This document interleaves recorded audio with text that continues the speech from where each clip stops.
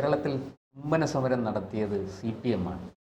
ആ CPM ഭരിക്കുമ്പോൾ സാക്ഷാൽ ആഭ്യന്തര വകുപ്പ് കൈകാര്യം ചെയ്യുന്ന മുഖ്യമന്ത്രി പിണറായി വിജയൻ്റെ മണ്ഡലത്തിൽ ഒരു യുവതിയായ വീട്ടമ്മ ജീവനൊടുക്കിയിരിക്കുന്നു.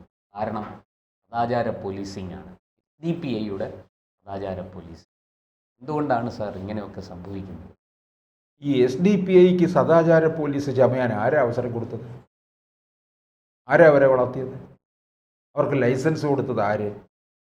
SDPI ആണോ ഇവിടുത്തെ കാര്യങ്ങളെല്ലാം നോക്കുന്ന കേരളത്തിൽ? ഇതിപ്പോൾ അവരുടെ സമുദായത്തിൽപ്പെട്ട ഒരു സ്ത്രീ തന്നെയാണ് ആത്മഹത്യ ചെയ്തത്, റസീന. അതിനകത്ത് ഇവർക്ക് എന്ത് തോന്നിയവാസമാകാം? SDPIയിലെ ഈ സമുദായത്തിനകത്ത് പുരുഷന്മാർക്കൊക്കെ സ്ത്രീകൾ അടിമകളെ പോലെ കഴിയുക. ഇവിടെയാണ് എനിക്ക് തോന്നുന്നത് PT ഭട്ടതിരിപ്പാടിനെ പോലുള്ള ചില സാമൂഹ്യ പരിഷ്കർത്താക്കൾ ആ സമുദായത്തിൽ ഉണ്ടാകണം, അല്ലേ? അടുക്കളയിൽ നിന്ന് അരങ്ങത്തേക്ക് എന്ന് പറഞ്ഞ പോലെ ശക്തിയെ കൊണ്ടുവരാൻ. ഇനി അവരുടെ സമുദായത്തിൽ നിന്നും മുസ്ലിം സമുദായത്തിൽ ഇതുപോലെ ചില പരിവർത്തനം ഉണ്ടാകേണ്ടിയിരിക്കുന്നു. അത് അതിക്രമിച്ചു.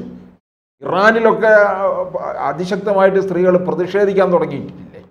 ഇപ്പൊ തന്നെ ഇസ്രായേൽ ഇറാന്റെ മേൽ ആക്രമണം നടത്തുമ്പോൾ പോലും അവിടുത്തെ ജനതയെ കൊല്ലാനൊന്നും ഇസ്രായേലിന് യാതൊരു താല്പര്യവുമില്ല.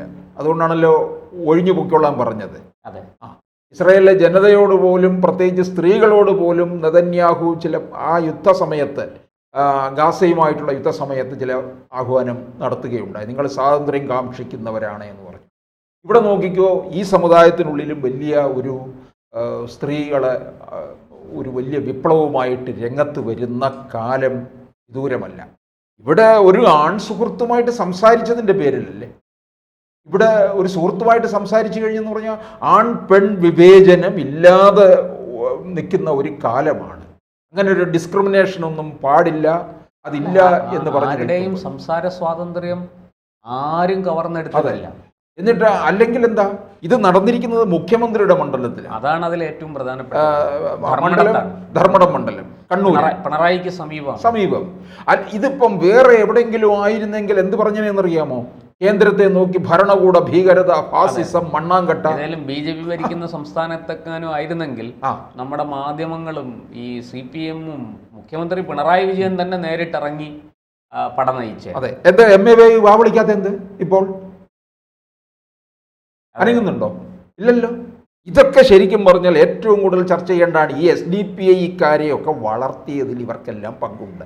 ഈ പോപ്പുലർ ഫണ്ടിൻ്റെ കുറേയധികം ബിരുദന്മാർ ഇതിനകത്തുണ്ട്.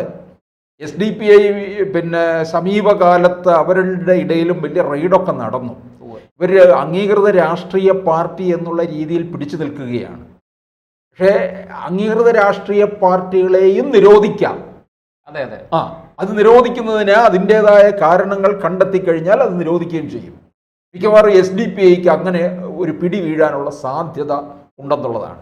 ഇവരുടെ വിചാരം ഇവരെ ഈ എല്ലാ മുന്നണികളെന്ന് പറഞ്ഞാൽ LDFനെയും UDFനെയും മാറി മാറി സഹായിക്കുന്നുണ്ട്.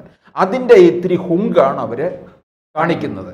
ഇവിടെ ഈ ആൺ സുഹൃത്തുമായിട്ട് സംസാരിച്ചു എന്നുള്ളതിൻ്റെ പേരിൽ ഈ സ്ത്രീയെ അപമാനിക്കുക, പൊതുമധ്യത്തിൽ വെച്ച് അപമാനിക്കുക, പിന്നീട് ആൺ സുഹൃത്തിനെ കൊണ്ടുപോയി മർദ്ദിച്ചു, ആളിന്റെ കയ്യിലിരുന്ന മൊബൈലും ടാബും എല്ലാം വാങ്ങി നശിപ്പിക്കുകയോ ഒക്കെ ചെയ്തു എന്നുള്ളത്. അയാളുടെ ബന്ധുക്കളെ വിളിച്ചു വരുത്തി 5 മണിക്കൂറോളം മർദ്ദിച്ചു എന്നാണ് പറയുന്നത്. 5 മണിക്കൂറത്തെ മർദ്ദനത്തിന് ശേഷം ബന്ധുക്കളെ വിളിച്ചു വരുത്തിയാണ് വിട്ടയച്ചത്. ഈ സ്ത്രീയുടെ ബന്ധുക്കളെയും വിളിച്ചു വരുത്തി. തുടർന്ന് സോഷ്യൽ മീഡിയയിലൂടെ അവരെക്കുറിച്ച് വളരെ മോശമായിട്ട് വ്യാപകമായ പ്രചാരണം ആരംഭിച്ചു. അതിൽ മനംനൊന്താണ് 3 മക്കളുടെ അമ്മയാണ് ആ സ്ത്രീ. മാത്രമല്ല അവരുടെ ഭർത്താവ് ഗൾഫിലാണ്, 40 വയസ്സുണ്ട് അവർക്ക്.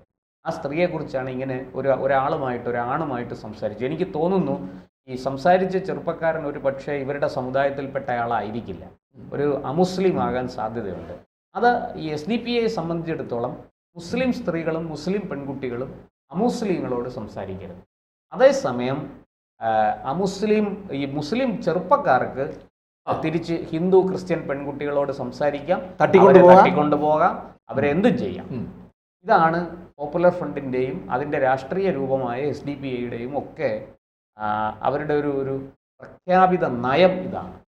ഇത് നോർത്ത് പക്ഷേ ഇന്ത്യയിൽ ഇത് എവിടെ മുഖ്യമന്ത്രിയുടെ മണ്ഡലത്തിൽ നടന്നു എന്നുള്ളതാണ് ഏറ്റവും വേദനാജനകമായത്. ഇത്രയും വലിയ പാർട്ടിക്ക് വലിയ സംവിധാനമുള്ള അവിടെ പാർട്ടി അറിയാതെ ഒരു ഇല പോലും അനങ്ങത്തില്ല. ഈ സ്ത്രീയുടെ അച്ഛനൊക്കെ CPM-ന്റെ പാർട്ടി കേഡറിലുള്ളവരാണ്, CPM കേഡറാണ് അവരുടെ അച്ഛൻ. ഈ പരാതി കൊടുത്തിരിക്കുന്നത് അച്ഛനാണ്. അത് പോലീസ് എന്തായാലും 3 പേരെ അറസ്റ്റ് ചെയ്തിട്ടുണ്ട്. ഇതിപ്പോ ഇനിയും അറസ്റ്റ് ഉണ്ടാകും എന്നാണ് പറയപ്പെടുന്നത്. ഇതിപ്പോ നോർത്ത് ഇന്ത്യയിലായിരുന്നെങ്കിൽ ഇവിടുന്ന് അങ്ങോട്ട് മോദി രാജിവെക്കണം, പദയാത്ര RSS പിരിച്ചു, മറ്റേ ഹത്രാസ് അല്ലേ, ഹത്രാസ് അങ്ങോട്ടേക്ക് പോകാൻ തുടങ്ങിയ കുറെ ആൾക്കാരുണ്ടല്ലോ. ഇവിടെ വൈകുന്നേരം രക്തസാക്ഷി മണ്ഡപത്തിന്റെ മുമ്പിൽ മെഴുകുതിരി കത്തിക്കല്. ഞാൻ വിചാരിക്കും മെഴുകുതിരി കത്തിക്കട്ടെ, കാരണം മെഴുകുതിരി എന്ന് പറയുന്ന ഇൻഡസ്ട്രി അങ്ങനെ കുറച്ച് കച്ചവടം നടക്കട്ടെ എന്ന് ഞാൻ വിചാരിക്കാറുണ്ട് കേട്ടോ. ഇവിടുത്തെ കുറെ ഫെമിനിസ്റ്റുകളൊക്കെ ഈ മുസ്ലിം ലീഗിന്റെ ഒക്കെ ആൾക്കാർ അങ്ങോട്ടേക്ക് പോയതാണ്. അവരെ പിന്നെ UP പോലീസ് അവരെ തടഞ്ഞു. ഇവിടുത്തെ ഞാൻ ചോദിച്ചോട്ടെ പ്രശാന്ത്, ഇവിടെ കുറേ വനിതാ എഴുത്തുകാരും വനിതാ കൂട്ടായ്മകളും ഉണ്ടല്ലോ, കുറച്ച് ഫെമിനിസ്റ്റുകൾ. അല്ല, അവരൊന്നും ഇടപെടില്ല സാർ. കാരണം പിണറായി വിജയന്റെ മണ്ഡലത്തിലാണ് ഇത് സംഭവിച്ചിരിക്കുന്നത്. അല്ല, ഏത് പിണറായി വിജയന്റെ മണ്ഡലത്തിലായാലും ചെന്നിത്തലയുടെ മണ്ഡലത്തിലായാലും എന്താ, ഒരു സ്ത്രീയല്ലേ ഈ മനം നൊന്ത് ആത്മഹത്യ ചെയ്യാന്ന് പറഞ്ഞാൽ ഇവരെവിടെ പോയിരിക്കുന്നു? എല്ലാത്തിനെയും കെട്ടിയെടുത്ത് നിലമ്പൂർ കൊണ്ടുപോയല്ലോ. സ്വരാജ് എന്തോ വലിയ ആനയാണ്, മാങ്ങാക്കട്ടിയാണെന്നൊക്കെ പറഞ്ഞുകൊണ്ട്, എന്ത് സ്വരാജിനൊന്നും സാഹിത്യ ബോധമൊന്നും ഉള്ളവനൊന്നും അല്ല, അതൊക്കെ പറഞ്ഞുകൊണ്ടാണ് പോയിരിക്കുന്നത്. ഇവിടെ എത്രമാത്രം എഴുത്തുകാരുണ്ടെന്നറിയാമോ? എല്ലാ വനിതാ എഴുത്തുകാരും ഈ പിന്താങ്ങികളാണ്. പാവം പിടിച്ച ആശാ വർക്കർമാർ 130 ദിവസമാകുന്നു സെക്രട്ടേറിയറ്റിന്റെ മുന്നിൽ മഴയും കൊടുമ്പെയിലും. വേദന കാണാൻ ഒരു സാംസ്കാരിക നായകനും ഇല്ല, സാഹിത്യകാരനും ഇല്ല, സാഹിത്യകാരിയുമില്ല, ഒരു വനിതാ വിമോചക പ്രവർത്തകയുമില്ല, ആരുമില്ല. ഇത്രയും സംഭവം നടന്നു. അത് SDPIക്കാര്. ഇനി ഈ SDPI നോക്കിക്കോ, ഇവരെ രക്ഷപ്പെടും. പിണറായി അല്ലേ ആഭ്യന്തര വകുപ്പ് കൈകാര്യം ചെയ്യുന്നത്. അതെ, ഇതൊക്കെ വേറെ തരത്തിൽ രക്ഷപ്പെടുന്ന പ്രേരണ കുറ്റം എന്ന് പറയുന്നത് ഒരു സ്റ്റേഷൻ ജാമ്യം കിട്ടുന്ന കുറ്റമാണ്. അപ്പം പിന്നെ ഇവർക്കൊക്കെ സുഖമായിട്ട് രക്ഷപ്പെടാവുന്നതാണ്. കാരണം SDPI ഇവർക്കെല്ലാം ആവശ്യമുണ്ട്. വരാൻ പോകുന്ന പഞ്ചായത്ത് തിരഞ്ഞെടുപ്പ് മുതൽ അങ്ങോട്ട് മുന്നണികൾക്ക് ആവശ്യമുണ്ട്. ഇപ്പോൾ അവർ SDPI UDF-നോട് ഒരു കൂറ് പ്രഖ്യാപിച്ച് നിൽക്കുന്നുണ്ട്. ഈ UDF-കാരെന്തെങ്കിലും അല്ലെങ്കിൽ കോൺഗ്രസ്സുകാർ അനങ്ങുന്നുണ്ടോ ഈ വിഷയത്തിനകത്ത്? അനങ്ങിയിട്ടില്ലല്ലോ. എന്തുകൊണ്ട്? SDPI ആയതുകൊണ്ടല്ലേ. അപ്പോൾ SDPI ആരാണ് ഇതിന് ചുമതലപ്പെടുത്തിയിരിക്കുന്നത് കേരളത്തിൽ? നിങ്ങളാണ് ഈ കേരളത്തിലെ സദാചാരബോധം സംരക്ഷിക്കേണ്ടവർ എന്ന് പറഞ്ഞ് ഏൽപ്പിച്ചിട്ടുണ്ടോ? ഒന്നുമില്ലല്ലോ. അവർ നേരത്തെ പ്രശാന്ത് പറഞ്ഞതുപോലെ ആ വിഭാഗത്തിൽപ്പെട്ട, ആ സമുദായത്തിൽപ്പെട്ട പിന്നെ ചെറുപ്പക്കാർക്ക് അല്ലെങ്കിൽ പുരുഷന്മാർക്ക് മറ്റ് മതസ്ഥരിൽപ്പെട്ടവരുമായിട്ട് സംസാരിക്കുകയോ വേണമെങ്കിൽ തട്ടിക്കൊണ്ടുപോവുകയോ വിവാഹം കഴിക്കുകയോ ഒക്കെ വേണമെങ്കിൽ ആകാം. സ്ത്രീകൾക്കായിക്കൂടാ. അപ്പോൾ യഥാർത്ഥത്തിൽ വലിയൊരു സ്ത്രീ പരിവർത്തനം നടക്കേണ്ടത് അവിടെയാണ്. അങ്ങനെ വന്നു കഴിയുമ്പോഴുണ്ടല്ലോ ഇവരെല്ലാം തന്നെ ചോദ്യം ചെയ്യപ്പെടും.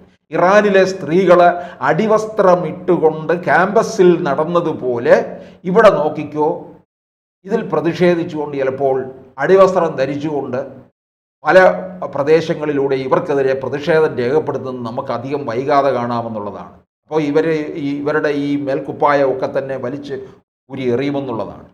അപ്പോൾ ഇവർക്ക് പിന്നെ ഏറ്റവും വലിയ പിന്നെ സ്വാതന്ത്ര്യമില്ലായ്മയും പുരുഷന്മാരെല്ലാവരും വലിയ സ്വാതന്ത്ര്യം അനുഭവിച്ച് പാറിപ്പറന്ന് നടക്കുന്നതുമാണ് നമ്മൾ കണ്ടുകൊണ്ടിരിക്കുന്നത്. ഇത് പിന്നെ ഈ ഇറാനിലൊക്കെ അത് ഉള്ളത് കൊണ്ടാണ് അവരവിടെ പ്രതിഷേധിച്ച് തുടങ്ങിയത്. ഇറാനിലെ വനിതകളൊക്കെ തന്നെ അതിശക്തമായിട്ടാണ് പ്രതിഷേധിച്ചത്. അതിനിയും ശക്തമാകുമെന്നുള്ളതിൻ്റെ തെളിവുകളാണ് പിൽക്കാലത്തൊക്കെ അവിടെ ഇവിടെയൊക്കെ ഉണ്ടായിട്ടുള്ളത്. പിന്നെ ഈ ഭരണാധികാരികൾ അവരെ പിടിച്ചുകൊണ്ടുപോയി ഉപദ്രവിച്ച് പിന്നെ സമനില തെറ്റിയവരാണ് എന്ന് മുദ്രകുത്തി മാറ്റുകയും ചെയ്യുന്നു എന്നുള്ളതാണ്. അപ്പോൾ ഇവിടെയാണെന്നുണ്ടെങ്കിൽ ഇവരൊക്കെ ഒറ്റപ്പെട്ട് നിൽക്കുകയാണ് ഈ സ്ത്രീകളൊക്കെ. അങ്ങനെ നിൽക്കുന്നത് കൊണ്ടാണ് മനം നൊന്തൊടുവിൽ ആത്മഹത്യ ചെയ്തത്. കാരണം ഇവരുടെ സമുദായത്തിനകത്ത് ഈ പ്രശ്നം, ഈ സ്ത്രീ അനുഭവിച്ച ഈ പ്രശ്നം അവരെ ആത്മഹത്യാക്കുറിപ്പിൽ കൃത്യമായിട്ട് ഇവരുടെ പേരുകൾ പറയുന്നു. അല്ല, ഇവർക്ക് പോയി അവരുടെ സമുദായത്തിലുള്ള സ്ത്രീകളോട് പോലും ഷെയർ ചെയ്യാൻ കഴിയുന്നില്ല. അപ്പോഴാണല്ലോ ആത്മഹത്യയിലേക്ക് പോകുന്നത്. ഒരാളുടെ അടുക്കൽ ഷെയർ ചെയ്ത് കഴിഞ്ഞാൽ അങ്ങേയറ്റത്തെ കടുത്ത മതമൗലികവാദവും യാഥാസ്ഥിതികത്വവുമാണ് ഇവിടെ ഈ SDPIയുടെ സദാചാര പോലീസിങ്ങിലൂടെ നമുക്ക് പുറത്ത് വരുന്നത്. സാധാരണ നിലയ്ക്ക് സദാചാര പോലീസിങ് നടത്തുന്നത് ഒരുതരം മനോരോഗമാണ്. ഇത് പക്ഷേ അതുമൊക്കെ കടന്ന് ഈ മൗലികവാദത്തിൻ്റെയും അതുപോലെ തന്നെ ഈ പറയുന്ന മത യാഥാസ്ഥിതികത്വത്തിൻ്റെയും ഒരു മുഖമുദ്രയായി മാറിയിരിക്കുകയാണ് SDP. വലിയ മറ്റേ നവോത്ഥാനം പറയുന്ന ആളാണ് പിണറായി വിജയൻ, അല്ലേ? അതെ, വനിതാ മതിലും കെട്ടി അതെ, ശബരിമല പിടിച്ചടക്കുന്നതിൽ മാത്രമേ ഉള്ളൂ നവോത്ഥാനം. ഇത്തരം കാര്യങ്ങളിൽ എന്തുകൊണ്ട് തൻ്റെ മണ്ഡലത്തിലെ മുസ്ലിം സമുദായത്തിൽപ്പെട്ട സ്ത്രീകൾ അനുഭവിക്കുന്ന അവരെ മുഴുവൻ ആ ഒരു മോചിപ്പിച്ച് കൊണ്ടുവന്ന് നിർത്തിയാൽ ഏറ്റവും വലിയ നവോത്ഥാന നായകൻ എന്ന് പറയാം? അവിടെ തൊടത്തില്ല, അവിടെ ഓച്ചാനിച്ച് നിൽക്കുമെന്നുള്ള അറിയാം. അത് സംഘടിത വോട്ട് ബാങ്കാണ്. അതെ, അതിൽ തൊട്ടാൽ വിവരം അറിയും. അത് ആരെക്കാളും നന്നായിട്ട് പിണറായിക്ക് അറിയാം.